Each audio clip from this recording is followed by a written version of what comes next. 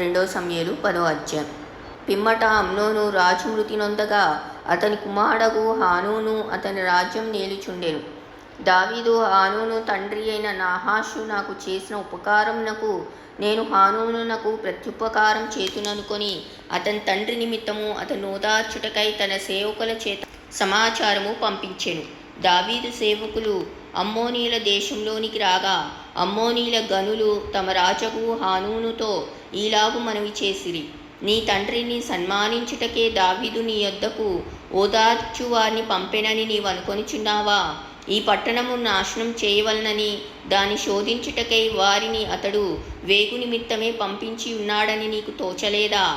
అంతటా హానూను దావీదు పంపించిన సేవకులను పట్టుకొని సగం గడ్డము గొరిగించి వారు తొడుగుకొనిన బట్టలను నడిమికి పిర్రల మట్టుకు కత్తిరించి వారిని వెళ్ళగొట్టెను. ఈ సంగతి దావీదునకు వినబడినప్పుడు ఆ మనుషులు బహు సిగ్గునొందిరని వారిని ఎదుర్కొనుటకై మనుషులను పంపించి, మీ గడ్డములు పెరుగు వరకు ఎరికో పట్టణమందు ఆగి అటు తర్వాత రండని వారితో చెప్పుడనెను.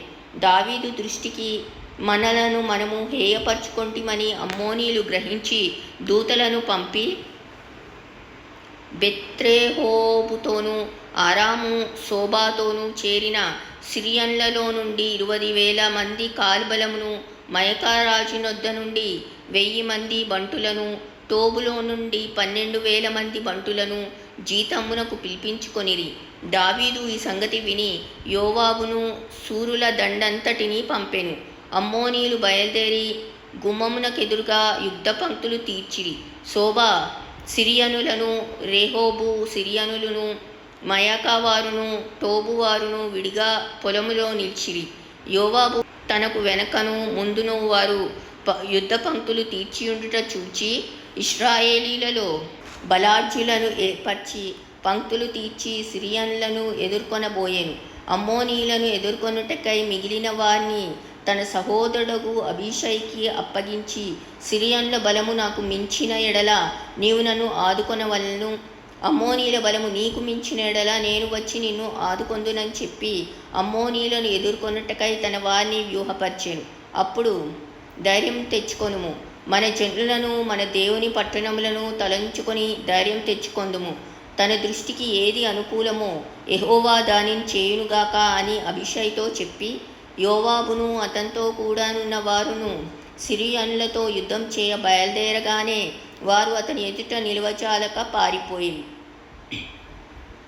సిరియన్లు పారిపోట అమ్మోనీయులు చూచి వారును అబీషై ఎదుట నిలువలేక పారిపోయి పట్టణంలో చొరబడగా యోవాబు అమ్మోనీయులను విడిచి యెరూషలేమునకు వచ్చెను. అయితే సిరియన్లు తాము ఇశ్రాయేలీల చేతిలో ఓడిపోతామని తెలుసుకొని గుంపు కూడిరి. హదదేచెరు నదీ అవతలనున్న సిరియన్లను పిలువనంపగా వారు హేలామునకు వచ్చిరి. హదదేచెరు సైన్యాధిపతియగు షోబాకు వీరికి అధిపతిగా ఉండెను. దావీదునకు ఈ వార్త వినబడినప్పుడు అతడు ఇశ్రాయేలీయులందరినీ సమకూర్చి యోర్దాను నది దాటి హేలామునకు వచ్చెను. సిరియన్లు సన్నద్ధులై దావీదును ఎదుర్కొన వచ్చి అతనితో యుద్ధం కలిపి ఇశ్రాయేలీయుల ఎదుట నిలవచారక పారిపోగా దావీదు సిరియన్లలో 700 మంది రధికులను, 40,000 మంది గుర్రపు రౌతులను హతము చేసెను.